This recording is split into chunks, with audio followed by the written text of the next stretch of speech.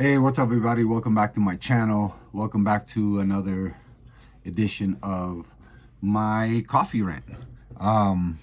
Today I drank some Sumatra. If you know, you know.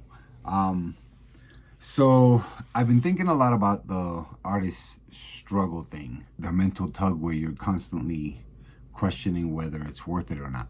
Why do we put ourselves through this? Validation? Some dream version of success? Let's talk about it.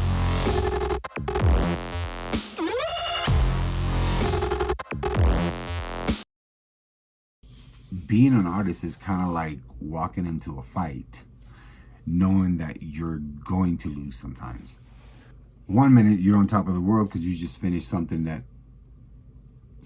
feels amazing, and the next minute you're convinced that it's garbage and that you're a fraud. The highs and the lows are brutal.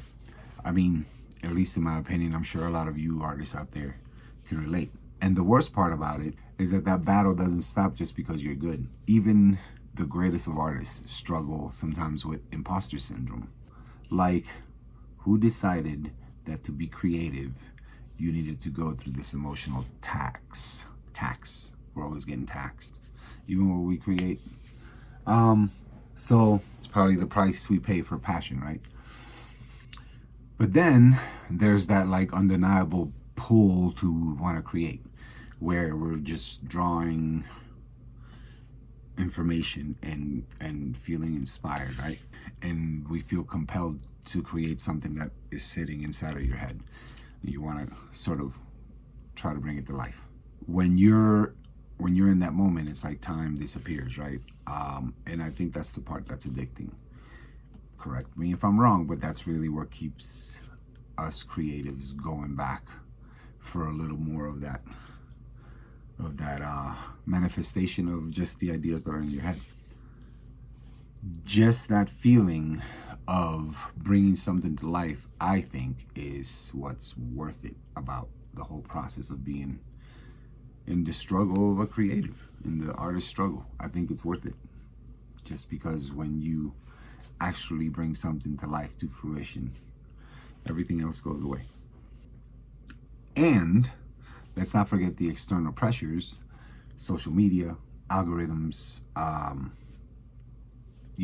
other artists' highlight reels that we're subconsciously competing with, which we shouldn't. It's like we're constantly performing, not just creating, right? The need for validation, the likes, the views can mess with your head if you're not grounded in your creative process, in your vision. So why do we keep going? Why not just walk away? At any age, we could just walk away from something that it's not giving you the results that you want, right? I think for a lot of us, the answer is simple. We just can't. Even when it sucks, even when it's painful, creating is how we make some sense of the world, in my opinion. It's how we process the information that we get from the world. Feelings, emotions, thoughts. And sometimes that struggle becomes a part of the story. The mistakes, the failed projects, the nights where you're questioning whether any of it is any good. All of that is what makes all of it your unique works, right? The final product of your creations is basically an encompassing of all of that, or a collection of all of that. But maybe that struggle doesn't have to mean suffering.